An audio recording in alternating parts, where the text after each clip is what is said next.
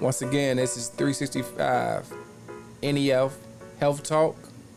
Check your temp edition podcast. Thank you for that applause. This evening, man, we speaking on sickle cell. What is sickle cell? Sickle cell is a red blood disorder. The way I'd like to describe sickle cell, picture a straw, right? You have a straw perfectly round that represents your blood vessels. You have a perfectly round ball. When you take that ball and throw it through the straw, it flows freely. Now take that same straw and take a crescent shape ball that's cut into a crescent shape, a half a moon, right? So it's rigid, it's sticky, and you try to take that same crescent shaped half moon cell and throw it through that same straw that represent your blood vessels. What will happen? What will happen is it will get stuck. It will clog up, it will get stuck. And when that happens, that's where the pain crisis comes from. That is sickle cell anemia, a red blood disorder. How do you get sickle cell?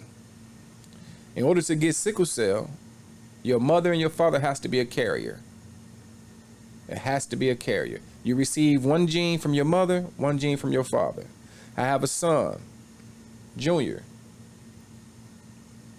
He has sickle cell trait. He received a gene from me. He received a gene from his mother. Most likely, he has C hemoglobin. I am SC hemoglobin. That's the kind of sickle cell I have. I was diagnosed with sickle cell anemia at the age of 5 years old, right? And I'm going to tell you a quick story how that happened. How did I find out I had sickle cell? At the age of 5, we at the park all day playing. Me, my brother, my sister. We at the park playing all day. It's an all-day event. So I get home. My mother called us downstairs to eat. The farthest I got was the top of that step. At the top of that step, my legs gave out. I could not walk. I was in so much pain that I was hitting myself in the leg with a hammer to try to make me feel better. Sound crazy, don't it? But that was the first day. That was my first experience dealing with sickle cell anemia, and I didn't know. I surely didn't know what was to come after that. If I was hitting myself in the leg at the age of 5, hindsight 2020, sickle cell was not a good thing. But I was diagnosed at the age of 5 years old. My mother didn't know too much about sickle cell. At that time, I was born in 78, so at that time, too much sickle cell it was just now coming about. It wasn't mandatory to test kids at birth at that time for sickle cell. They didn't start testing kids for sickle cell until 1990, right? So they test you at birth, then they test you 1 year at the age of 1. They test you twice to see was you born with sickle cell anemia. So sickle cell, what type of complications sickle cell bring your way, right? So it's different phases of sickle cell. There's different types of sickle cell anemia. You have SC, you have SS, you have, right? Now, just a little quick background on sickle cell. The sickle cell trait originated from areas that was high in malaria, right? So areas that's high in malaria, what happens is your body then mutated to fight off malaria, which it mutated a gene, which is sickle cell trait. Sickle cell trait fights off malaria. It helps you against malaria. Sickle cell trait, not sickle cell disease. Now, the way I perceive this, my opinion, yeah, sickle cell trait was a good thing because what it did against malaria. But what happened when you get two people, they both gened and mutated and created sickle cell trait, get together and have a baby. Now you have sickle cell anemia. Now, sickle cell anemia does not fight against malaria. Sickle cell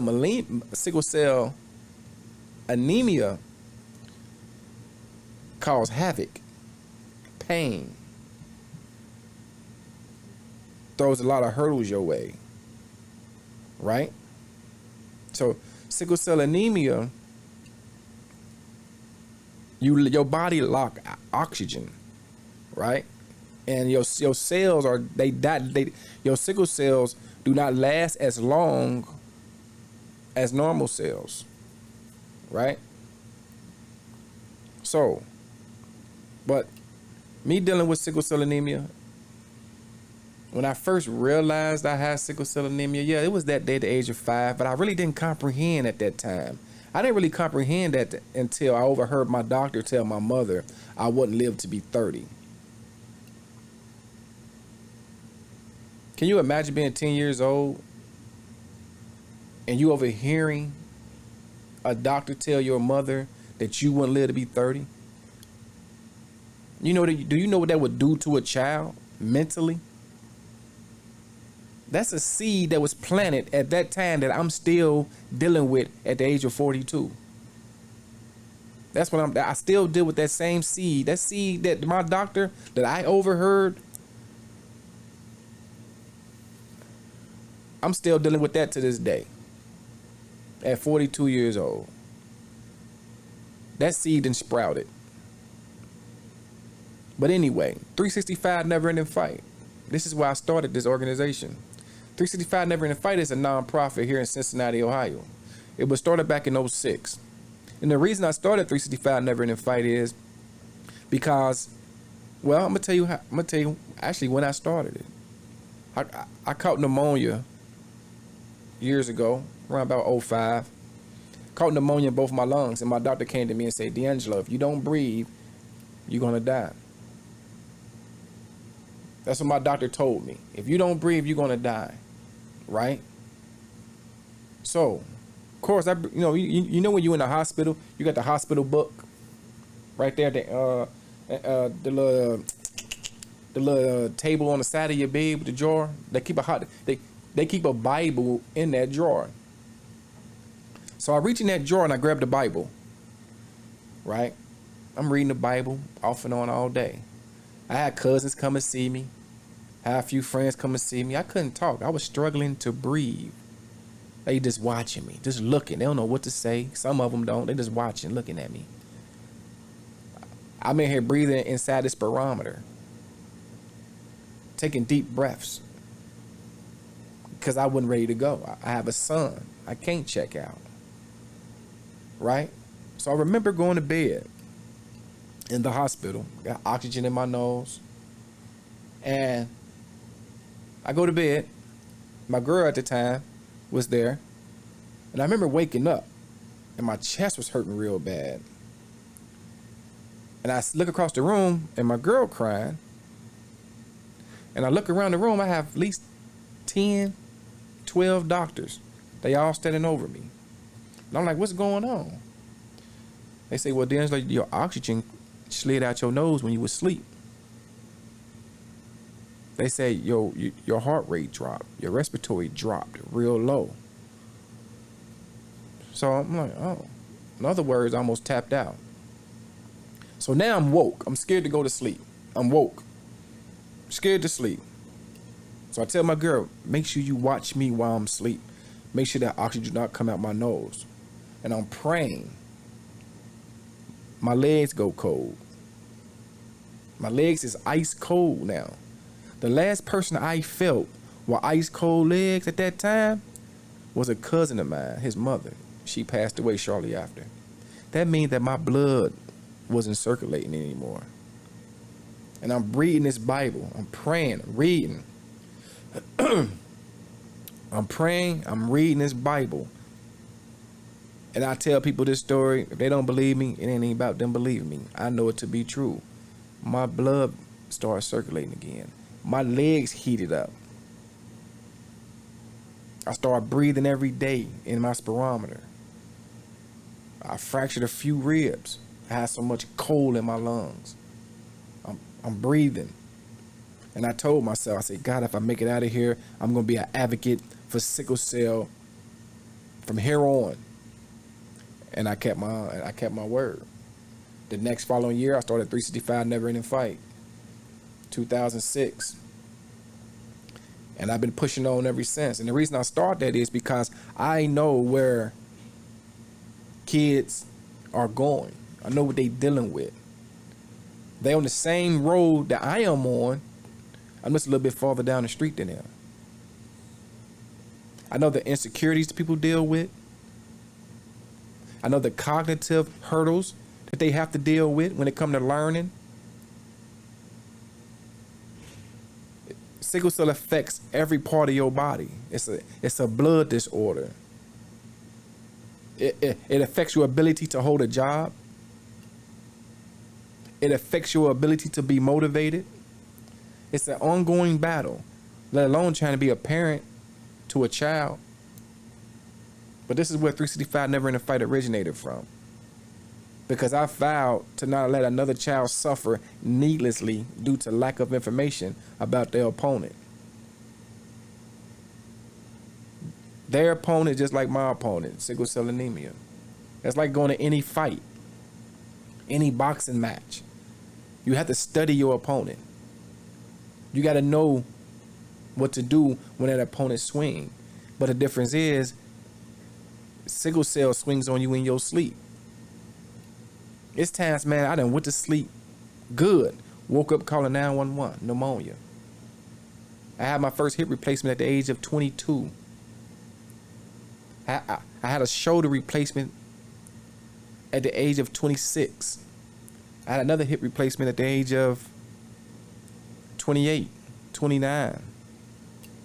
I had a vitrectomy in my left eye at the age of 24. So at one point, I'm on a cane with an eye patch. People thought I was trying to be cool, but not realizing I'm in a whole nother fight. That's on a whole nother level. But like I said, but this organization, man, this is what we do here. This is what we do here. Right now, we are on a mission to raise $20,000 to help bring our services to the doorsteps of kids dealing with chronic illness and have kids that just lacking self-esteem and motivation. Kids that deal with mental health. But once again, man, this is what 365 Never Ending Fight about. This is what this platform, 365 N.E.F. Health Talk, Check Your Temp Edition, is about. When I say, I call myself Mr. Check Your Temp on this platform because I like to see how people really doing. You see what I'm saying?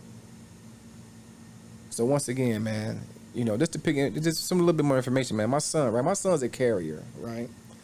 My son, he's a carrier of sickle cell. Well, my son played football, right?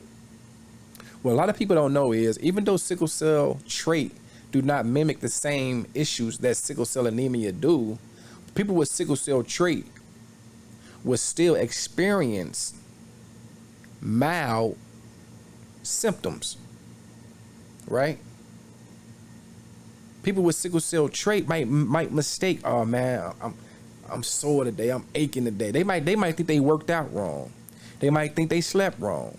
But now, but hindsight 2020 is that's that sickle cell trait showing its face. I don't know how much y'all watch college football, but back in the day, when you watch college football, maybe, let's just say, what, 15 years ago, 20 years ago?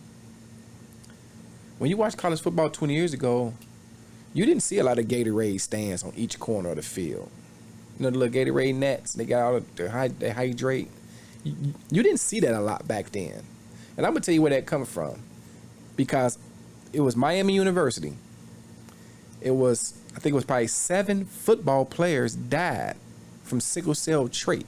Now, we all know that when you playing football, they like to push you beyond your point. But what they didn't understand was that a lot of them kids who was playing football had sickle cell trait. And when you did that, you put them in jeopardy.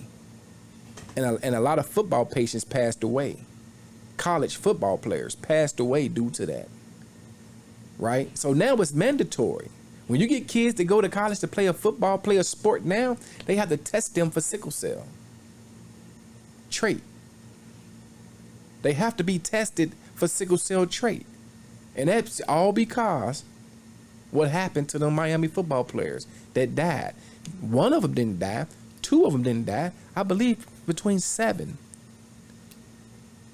football players died from sickle cell trait. So imagine raising your son and your son playing football. So I didn't want to tell my son about him dealing with sickle cell because one, he see what I deal with. He was too young to comprehend that what I deal with and what he has is 2 different things. So I had to wait till he got old enough to educate him on sickle cell trait. But what I did do behind the scenes when he was playing football, I went to the coach. I say, look, man, my son got sickle cell trait. He gonna need to take some breaks, and he gonna have to stay hydrated. Now, my son didn't know I did that. So it was times, of course, you know how it is. Kids, they relentless. Don't nothing stop them. He want to keep going. He want to push himself to the limit because he's playing football, right? He want to push himself to the limit. I didn't want him to think that he had the same kind of sickle cell I had and stifle his growth. But at the same time, I didn't want to hurt him either. Well, let me change that. I didn't want to sit back and watch him hurt himself, trying to push himself without knowing limitations. And his limitations is you have to stay hydrated. And there's nothing wrong with coming out and taking a 5-minute break, a 2-minute break between snaps. I don't think I told my son about him dealing with sickle cell till he was in junior high school, when he was old enough to comprehend that what he has in his body do not affect him on the same level of what I have in my body. What he have in his body is just a byproduct from me. That's what that is. That's what sickle cell trait is. My son had what he have in his is just a byproduct of what I have in mine. And I thank God that he doesn't have sickle cell anemia. I thank God. Because I've been fighting this fight for so long, I'm used to fighting. Yes, I would love to go through a cure. I would love to have a day without pain. I would love to go a day without taking a narcotic. I would love to go a day without kicking myself in the butt because I felt like I could have did more that day. But that Percocet said otherwise. That Oxycontin said otherwise. I would love to go through a day to where I don't have to go to physical therapy. I would love to go through a day where I don't see blood coming down my eye. I would love to go through a day not knowing when my arm gonna get put back in the sling. I would love to go through a whole day work without being exhausted. I would love to go a day without thinking about death. You see what I'm saying? But once again, man, this is 365 Never Ending Fight Health Talk. And on this platform, man, we turn everyday fighters into advocates, man, for themselves. And yes, this is also a nonprofit. We are a 501c3. We are on the verge of trying to raise $20,000 to help bring our services to the community, to the doorsteps of kids who fighting the same hurdles that I fight. And kids, period, that deal with lack of motivation, low self-esteem. I'm very big on fatherhood. So all this go hand in hand, man. All of it go hand in hand. I just specialize in sickle cell, that's all. Sickle cell is my specialty. But raising kids is my specialty too. So that's what I do it for. It ain't just for sickle cell. It's for every young man who don't have a father. Because without a father in your home, your self-esteem going to be a little tainted. It's going to be a little shaky. That's all. But once again, man, this is 365 Never Ending Fight. You can check out my website, 365neverendingfight.com. We have apparel. You can please go on there, check us out. We got some mental health shirts on there. We got some 365 shirts on there. We got more shirts, more apparel to come, more designs coming. Once again, you can donate through Cash App. You can donate through, my bad, let me slow it down. Cash App, $365 N.E.F Foundation. All the links gonna be, all the links gonna be in my bio. So, if you come out and support, come out and learn more about sickle cell. But like I said, you gonna see more videos of this because this is my therapy right here. I'm here for no more. Taking a shot, more smoke.